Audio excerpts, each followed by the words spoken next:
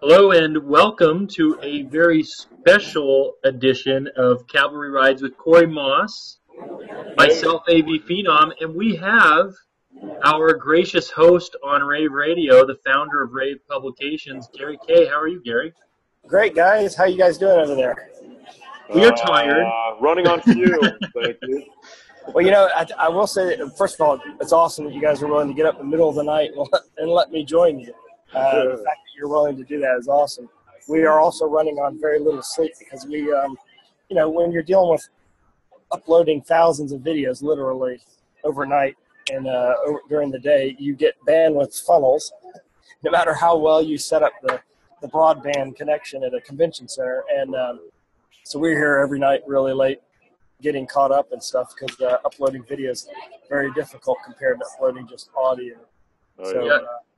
I remember InfoComm 2013, Gary, the first time I got to fly out and meet you guys in Orlando.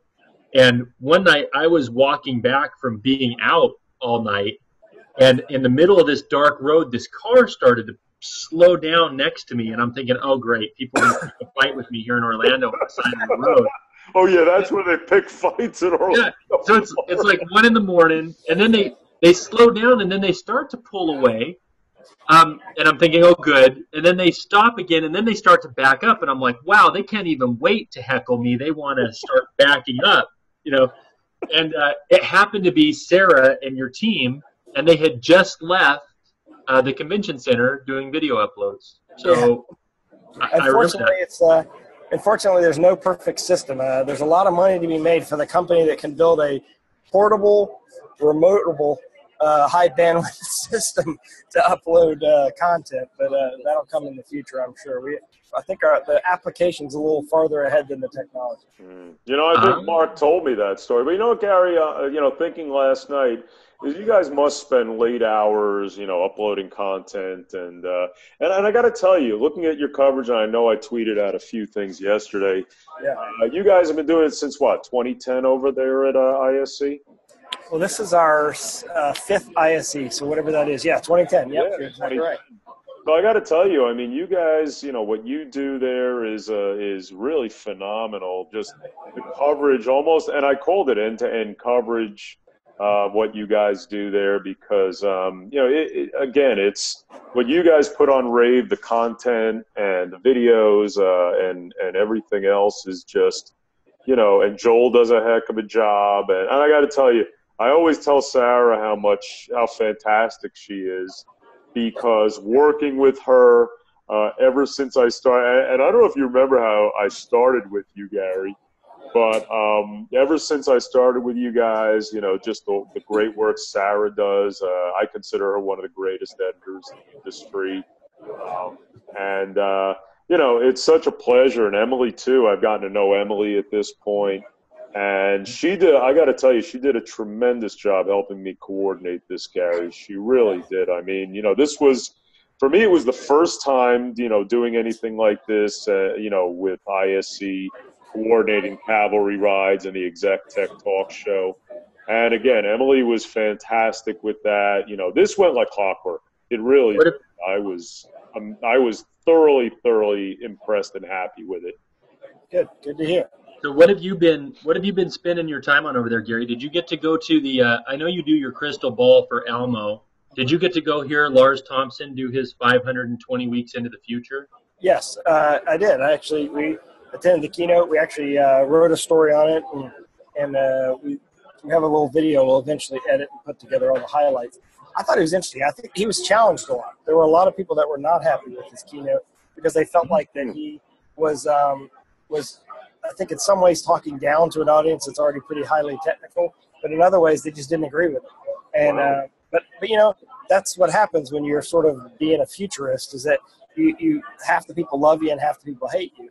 And I thought he did a really good job managing the sort of the audience. And I thought I would much rather listen to someone like that than to listen to a paid sponsored speaker, because some paid sponsored speakers are good, but a lot of them are just speaking because they're getting paid and they don't really have the passion about it, or they talk about their own product. And this guy didn't sell.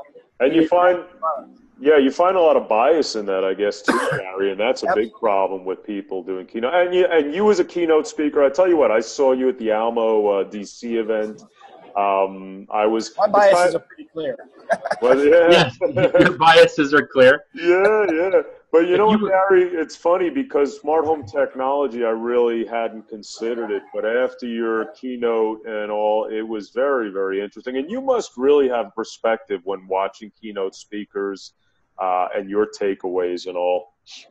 It's just different because being on the side of delivering to, a few hundred people or whatever it might be, is I know what that person's having to go through and how they're trying to read the audience.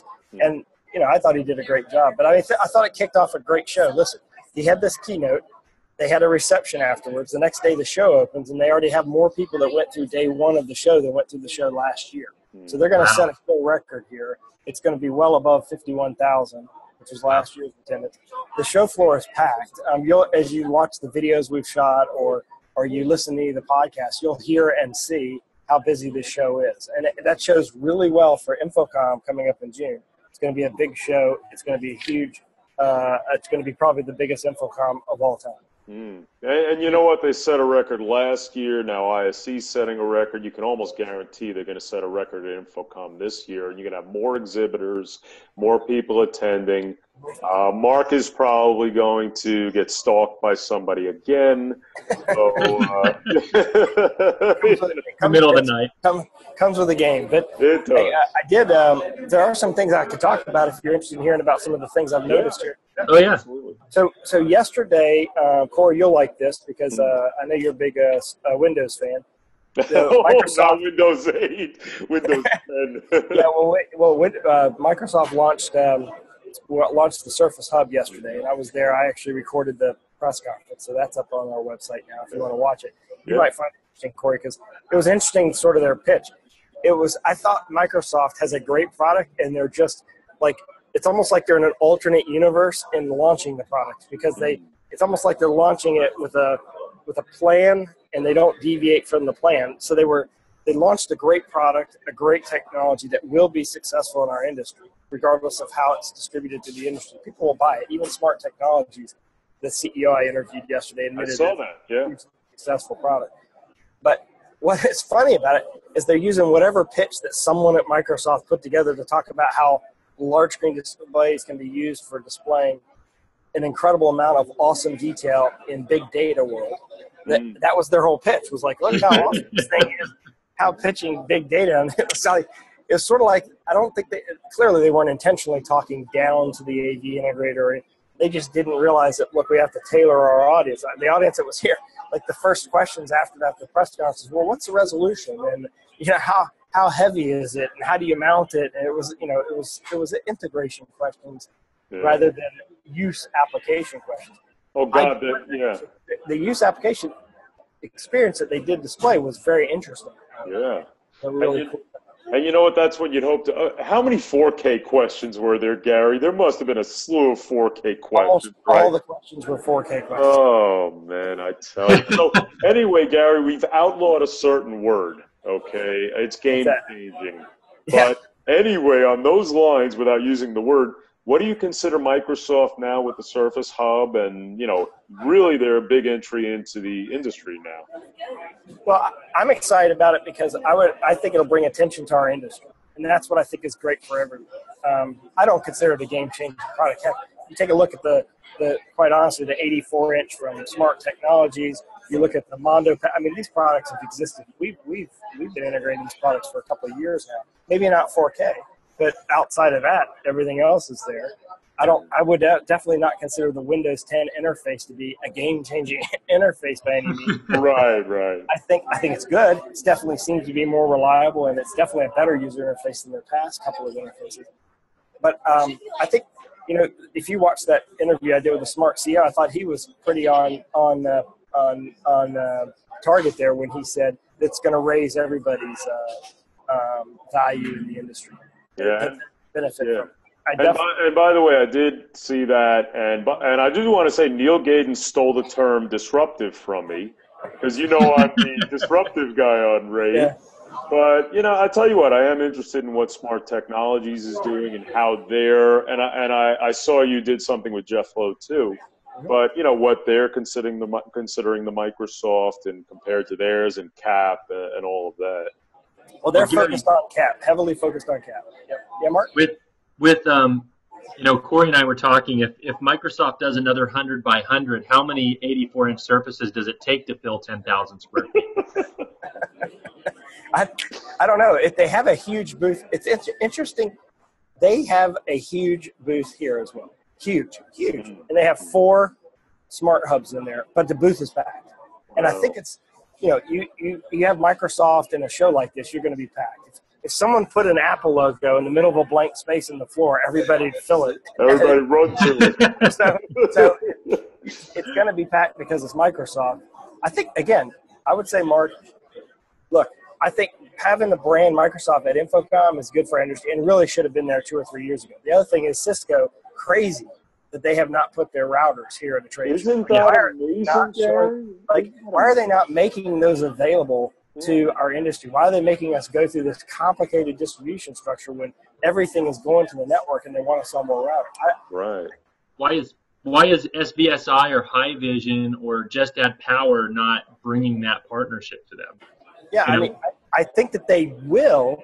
I think that the problem is we're like a little blip, like we're like a little rock on the side of a mountain of technology, and we're just not that big to those segments of the industry. We're just like a little part of it. But I think it'll come. There are some rumors even about Apple potentially participating in ISE next year and potentially InfoComm, not necessarily with a booth, but with some other stuff that they're doing. And I'll tell you, if Apple comes to InfoComm with Microsoft, then you can have booth attendance records probably with them. Yeah, I think there's some other really interesting. I'll tell you, ISE 2014. One of the things that people are going to remember about this show is, I think people are shifting away from doing product introductions around trade shows, because here you have 2 chunk shows that are in the beginning of the year and the middle of the year. I went to. Mark, you'll be interested in this. I went to the Milestone booth yesterday, and they don't have a whole bunch of product launches. They're basically showing, look, here's what we are doing in applications. Here's how we're integrating and partnering with other companies. They're focused on even the Brightlink Epson partnership, and they're focused on other partnerships that they and Daylight have done. And I think what's happening is that now we're going to see trade shows get back to more like the experience was 20 years ago, which was, it's a networking experience, it's an educational experience, and that's really the value proposition for it. And oh, by the way, we're going to launch a few products here, but the products are, we have technologies like this. We're live on a video conference using, a software that's not thousands of dollars, and we can do this. So we don't have to launch products around trade shows yet. That's right. Yep. So what's Sarah going to do when 20,000 press releases don't come out in June? I'll tell you, it would be nice if they would spread the press releases out, because one of the problems we have is filtering through which press releases we already saw 3 months ago that were just rewritten with a new date, and which ones are actually new products. So we always have that issue. But listen, we appreciate what marketing people do in manufacturers. It's a lot of work. You're always walking a balance of trying to get your message out there, but not trying to overload your message, and we respect that. And our mission has always been to give the Pro AV channel as much information as possible, however we can deliver it. And earlier, you were saying, Corey, how awesome Rave is, and I appreciate that. But you're part of Rave. I mean, you guys, I look at you guys as just as part of Rave as I wish you guys would have been here. I wish we could have found a way to. I wish we raised more than $50, Gary. Well, you raised more than that. That's one thing. It's interesting. Even though you're not here, you're going to see the impact of the interviews that you've done, and we'll see the impact of the interviews that we've done here and the interviews we've done this way. Yeah. And it's all going to be a benefit to the integrator. However they get the information, it's a benefit to the integrator. And we'll, by between now and InfoComm, we're going to figure out some way to making sure that you guys are integrated into everything. And what's interesting, I'm sorry, Mark, what's interesting on the Cavalry Ride show, and you know what we do on the Cavalry Ride show, Gary, you got the drive time comedy and all, but we have great tech talk. And this morning, I got to tell you, but But this morning was great because, we had good people on this morning from Denon Pro and RGB Spectrum, and even Ivan Bachmayanin, who's the new CEO of Visiology, a spinoff from Polymedia, and their manufacturing. Yeah. But I got to tell you, we also had John Green on, and John Green's, a good guest on our show, but he came from the integration side. And, he asked a lot of good questions from that side. I think integrators who are watching or listening to the Calorie Ride show this morning, as well as the Exec Tech Talk show yesterday, are going to get a lot of good information out of it. Yeah, oh, definitely. I mean, I think, listen, people want people who will be honest. And that's the frustration that you get with reading just a press release. And that's why we don't just rerun a press release on our website. That we extrapolate the information that is the important information and the information that's going to matter to the integrator. And then we throw all the rest of the information out. I wish more companies would write press releases like the way that Chief writes press releases, for example. Their people just give you the core elements. Yep. We can almost cut and paste what they write. We can't totally. We can almost cut and paste what they write. They take out a few of the superlatives here and there. That might help us a little bit. But every manufacturer. But yeah, I'm with you. Disruptive, game-changing, all that stuff is hilarious. Every press release we get now has some term like that. Isn't that amazing? Everybody's using disruptive and disruption. I mean, Gary, I started this, right? You know this. I've heard that. I've heard it over and over. Corey started it like Al Gore started the internet. Right. I invented disruptive. He didn't? I thought he did start it. I thought he did. Well, here, the question on everybody's mind who might be listening, who listens to Cavalry Rides, what were you thinking signing us up to do this thing? Yeah, right. I was thinking, why would these guys get up in the middle of the night to talk? No, to do Cavalry Rides in itself, Gary, because, coming to us, with the Twitter site and everything and how popular it got and asking us to do the Cavalry Ride show. I guess that's what Mark is saying, what your thought process was behind it to start this show. Why would Rave want to be in that train wreck? Yeah, and it is a train wreck, I think it's perfectly aligned with our mission, which is to deliver information to integrators with an opinion that helps them evaluate better whether or not they should be playing in that segment of the market or with that product, that technology, and so on. So people, listen, you may not agree with Bill O'Reilly. You may not agree with whoever you might watch on TV, whether you're a conservative who watches Fox or a liberal who watches CNN and Anderson Cooper. You may not agree with what these people have to say, but you respect the fact that they actually have an opinion, and you respect the fact that they're willing to put themselves out there. And that's what I think people really like. I think people don't like the news where you feel like you're sort of getting preached to, right, or you feel like you're being misled because you're being told that this is fact, when in fact it's opinion. People like the fact that when they turn on Bill O'Reilly, they know it's opinion. That's sort of the way we look at it, is that, look, we are an opinionated news source, and we're skewed towards the value proposition of the integrator. If we see a product or a technology, and that first question I asked Microsoft, first question is, how are they going to distribute the product? Are they going to go through the Pro AV industry? Are they only going to go through the distribution channels, consumer channels? Because if they are, I don't think it matters to us. I mean, to us, it's just going to be a box that people put in. People have to put in Apple TVs and systems, but you can't make any money doing it. Yeah.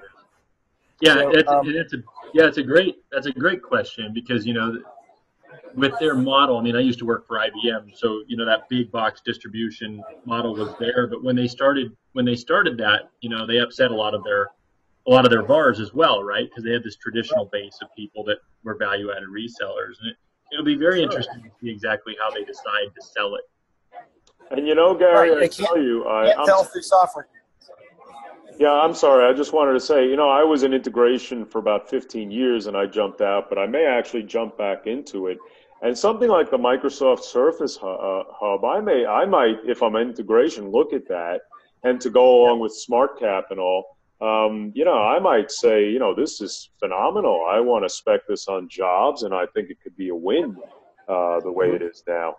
If I were starting an integration company, if I were going to start an integration company today, I would start a company that focused on just doing digital signage.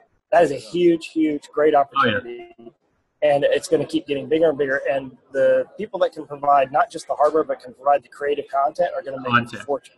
So if I were starting from scratch, I'd be going after all the local businesses that can use digital signage, and I'd be the content manager for that as well. There's so much opportunity in there, and it really frustrates me that our industry has not embraced digital signage as quickly as we should have.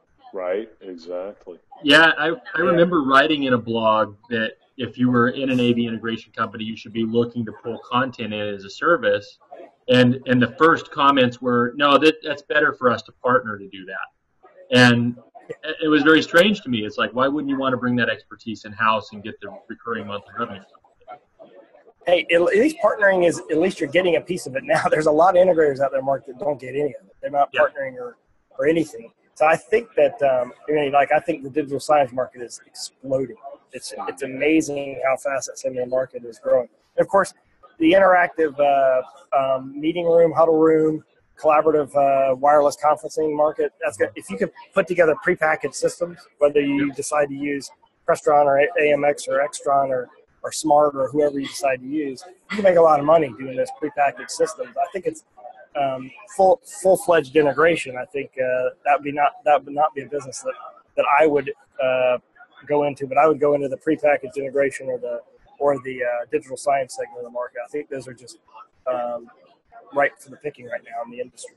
Hey Gary, we had Avanvak Mayanan at Visiology Polymedia on this morning. You talk about another thing, the Flipbox, and I've known Ivan for a long time, and Elena Novakova, the CEO. And so what they just did, if you're not familiar, you may be, is they actually split off their whole R&D and manufacturing into Visiology, where Ivan is now the CEO. There's another one to add into the mix. Right, and I believe, I do know them, and I know their product, and I know that they were in the Corning booth last year, the year before they had a private suite, and I covered a couple of videos on the product because I was curious how they were doing some of the stuff they were doing. I suspect what they're going to do then is then license the technology. Is that the idea behind this new company, or are they just going to build a finished product? Or do you know? Well, it's a good question. I don't know if I have in-depth on that. They're brand new in terms of Visiology and partnered with, who was that, Legomaster? So that's the partnership with the display technology. And, they have the Flipbox software. They have their video wall control software solution. And I'm very familiar with it from working with them for a little while last year. But their strategy now, you talk about an integrator that is also a manufacturer, and that you don't see, but the very smart move was to break that off, and Ivan certainly is highly capable of running that, and I think strategically, they can be a force at this point.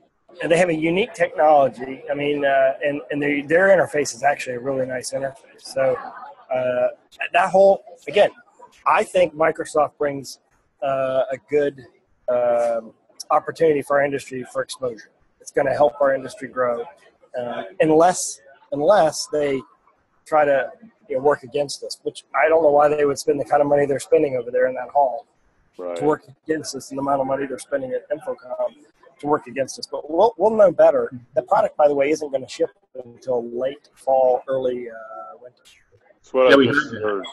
We heard that it was an end-of-the-year product. So not only is it a Me Too product, but it's a Me Too later product. Me Too later. Right. And the problem with that, because it is Microsoft, they could actually slow down the sales of that segment of the industry, because there could be a whole bunch of companies that might wait, buy a bunch of product, including mounts and screens, for a while, because they're waiting to see what Microsoft actually comes out with. So that temporarily could have an impact on our industry.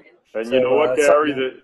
I'm sorry. There could be revs that come out in between now and then, and have to stay on top of that, and customers. Like right now, for example. Right now, an example is that they aren't clearly stating whether there's going to be compatibility with iOS, there's going to be compatibility with Mac OS, there's going to be compatibility with Android. They intimated that it would be, but they haven't clearly stated it. And those are the kind of questions that people are going to ask, because you put in a product like this and say it's wireless collaboration. Oh, by the way, it doesn't work with Apple. You know, they may say, well, that's only 8% of the market, but it's not 8% of the market when you look at the people that are actually using collaboration systems. It's probably more like 25 or 30%. So Yeah. I think they're going to have to, hopefully they thought this out. That's all I have to say. Hopefully hopefully they're here because they want to serve the industry and help the industry. Right. Yeah, no, that's great. And you were talking earlier about Lars's talk and him saying some things that were maybe controversial. If you had to pick something out of that talk that really sat with you about something you thought he nailed, what do you think it was? I mean, I think the message of the fact that technology is an evolving thing all the time and that there's no finished, I think is the take home. I think, and that we all can't just assume that everything's going to stay the way it is now. That things that change in our industry is inevitable due to technology. In fact, I don't know if you saw the video I did. I was really impressed with this company called Aptovision. They have that technology that's taking video and audio and putting it on the network and actually making it in network packets and distributed over the network.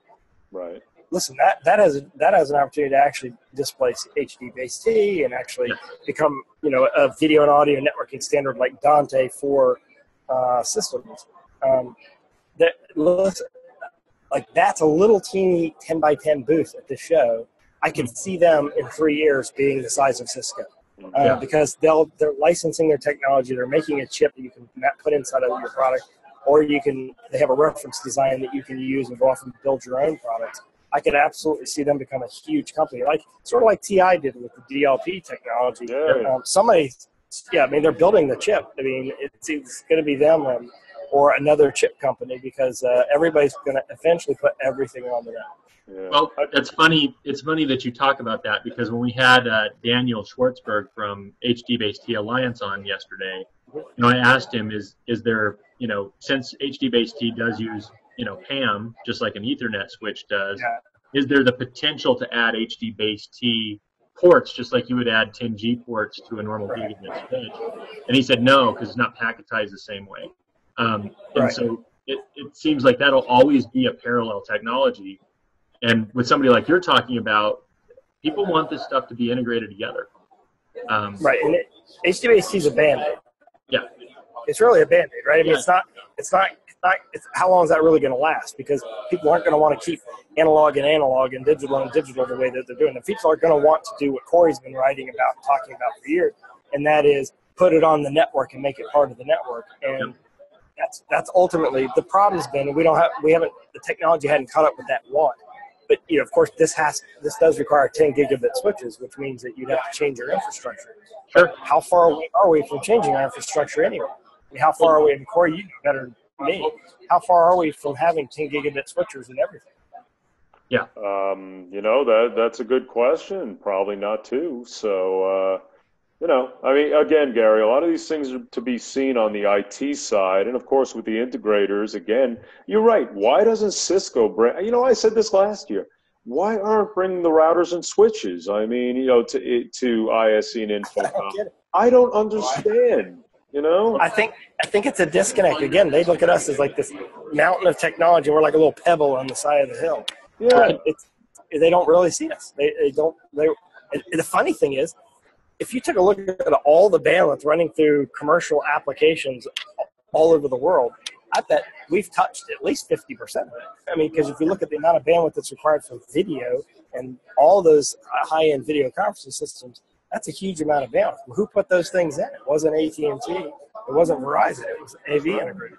That's right. I thought that we might have missed this opportunity with this new big IPv6 rollout for the Internet of Things. Because if we're already getting people in the mode of having to change their switches for addressing, why not redo the backplane at that point and make these things audio-video capable? I mean, well, you sound like John Chambers of Cisco. Sorry. That's what you and when you talk about Cisco bringing stuff to the show, I was at an annual meeting for an integrator the other day, and listening to their strategy for the year. They were talking about looking at companies like SVSI and things like that, just keeping them on their radar. They're a big Crestron house using DM and 4K and all that. But, their gut reaction was, even in that meeting, that they didn't want to touch the network gear. So I think some of this is integrator driven too, right? I mean, if we're not asking for it, and why do they bring it to us? Yeah, no question. In fact, this is similar to the problem our industry has had for years, and that is we can sell widgets. If you hand something to someone, we can sell it, but we can't sell services. We, as an industry, we can't sell software.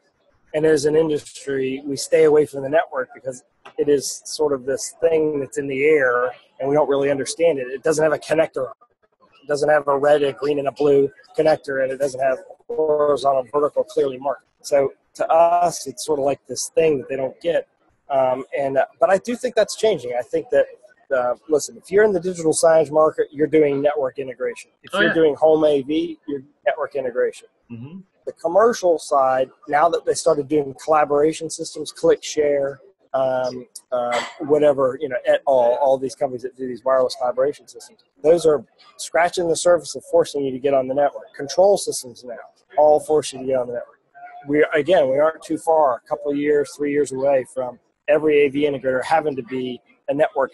And I've said for years that at least the last 8 or 10 years, that the best certification out there is a CCNA certification and CCNA certification. Absolutely.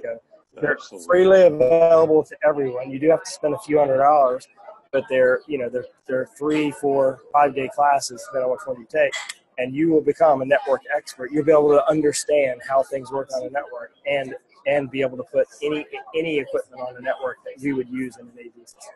Hey, Gary, I know integrators that are bringing in CCNEs and CCNAs, and I actually know a few of them. And I got to tell you, I think that's the best strategy that integrators can have right now to bring in those Cisco certified people to really get out there and do more than, just the video conferencing, build the infrastructure. When you can build IT infrastructure around everything, I think you bring some of the greatest advantage to your company and, the industry on the whole. I agree with you 100%. But wait a second. You guys are talking about bringing IT skill sets to AV. What is going on? Well, we're making it standardized. That's a scary thought there, right? I mean, we won't be able to make up any terms and make up names for things anymore. We'll have to use the stuff that everybody else uses. I was talking to someone the other day. I was like, we should put together just a list of all the words we've made up in the industry over just the last years, and it would be hilarious because, and most of the words we made up have capital letters in the middle of the word too. Yes. So like cavalry. Yeah, right, with the capital AV, by the way.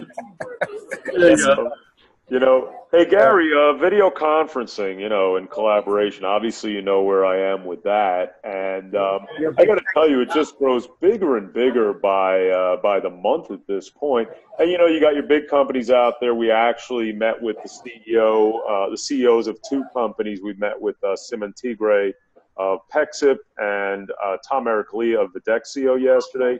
Really 2 visionaries in the industry coming out of Tandberg. Now, and you talk about cloud, you talk about VM, and, just all of these solutions coming out. You've got Kano, you've got, Corey froze. What? Corey froze. I saw him. I'm here. Oh, okay. Cool. He didn't freeze for me. Do you, oh, I'm back. Okay. There you go. Here I am. But anyway, I don't know where I left off, but Pexip, Acano, Videxio, Blue Jeans, and they all have different models, the cloud, VM, video. Actually, I just read where Barco has partnered with video at this point, Gary, and that's a very big deal.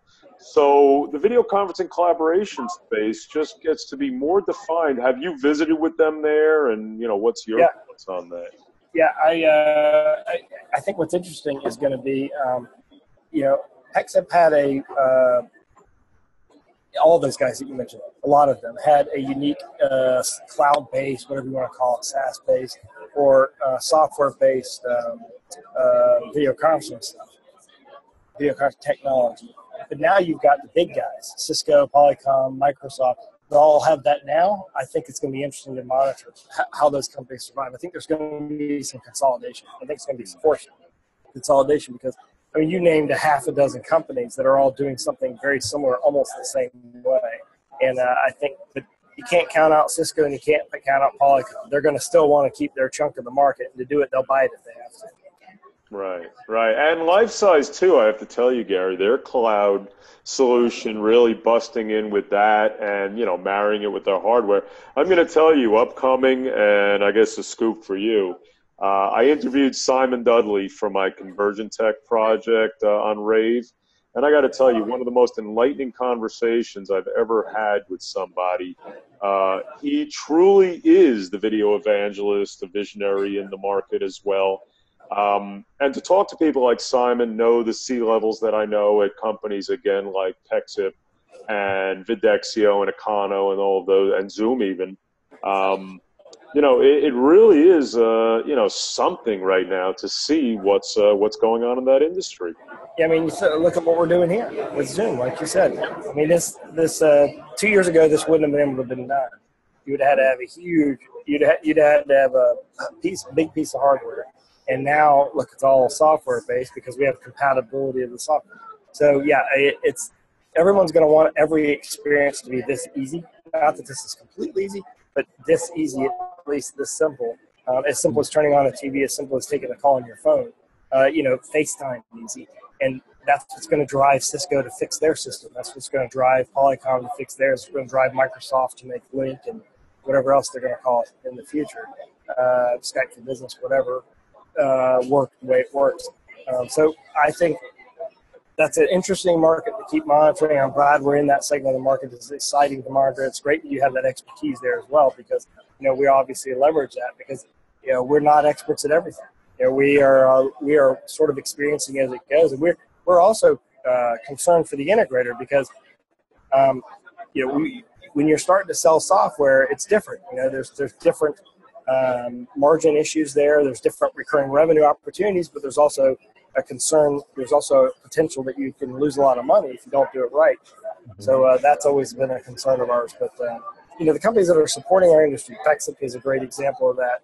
Of course, Cisco and, you know, Logitech even keeping the Life Size brand. And, I mean, I know they've tried to sell that company a couple of times, but I think that you know, they now have a better product than they've ever had. It's only good for the industry. Well, Simon, I don't know if you've seen Simon. Simon has a YouTube video. It's a little 20-minute talk he did in Texas on unified communications. And one of the coolest things he does is he goes, the biggest problem we've done with this type of technology is we've called this all video conferencing. And you know, he says, you know, if you look at a car and you look at a bicycle and you look at a skateboard, they're all human transportation devices. But we all know that one costs more than another for a reason. And we've done a poor job as an industry of articulating what the value is of each individual type of system. And he kind of breaks that down. And it's an amazing little talk, and he kind of gives a history of the Industrial Revolution and world economies and says, what's going to be our next productivity jump?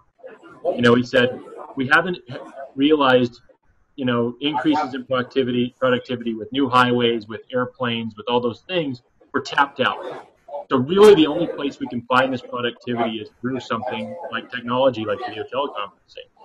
And that'll be our next piece to go. So it's an interesting thing that he talks about. And he talks about it very agnostically, not about it through Life Size, which is a great reason. If anybody hasn't seen it, I'll put up the link again. But it's a great little video to watch. And as an integrator selling video teleconferencing, probably something to brush up on so you know how to tell the story the right way. So, and you know what? Yeah, it's actually. I'm sorry, Gary. I noticed with Simon when I talk, he is agnostic. He mentions other companies. I'm agnostic too to my writing, and that's why Simon and I identified very closely with all of that. I'm sorry, Gary. Go ahead. No, I was going to agree. That's a great analogy because a bike gets you where you want to go, a car gets you where you want to go, so does a train and a bus. But there's definitely positives, pluses, and minuses to each one of them. I mean, so and that's exactly what's going on here. I mean, this is not high definition video conferencing, but you know what? The content is still getting delivered. We're still getting, you know, look, no one really wants to see the three of us. No. So it actually works well. But, yeah, I agree with you. And I unfortunately have to go, guys, because I have an appointment that I have to make. Cool. I appreciate the opportunity to do this. I think what you guys are are doing is amazing. I'm excited the fact that, and you guys at some point in time have to go back and go to sleep, don't you? Yeah. No, I think so. It's only what is it? Is it like 4 a.m. here, something like that? Yeah, like 3:45 where you are. Yeah, You know what it is here? It is almost 6:45 there. No, Yeah. it's 6:45. It's almost 7 o'clock. It's time to get up. Yeah. So I'll have a hard crash, today or tomorrow. But Yeah. hey, Gary, this is thanks, Gary. great, man. Thank you. No, thank you guys. I've enjoyed this. It's been a lot of fun, and I really like the Zoom product. We're gonna have to write a little bit more about this, Corey. I'm impressed We with this. certainly are. And they've got a new webinar product, Gary, and you can have up to, I believe, did they say 3,000 people on a webinar or something like that? Yep. Yeah. I've been on a webinar that big, but that's It's impressive. unbelievable. Well, they set me up so, with a 500 users. So we'll talk about it, and I plan on reviewing it too. We can do something with it.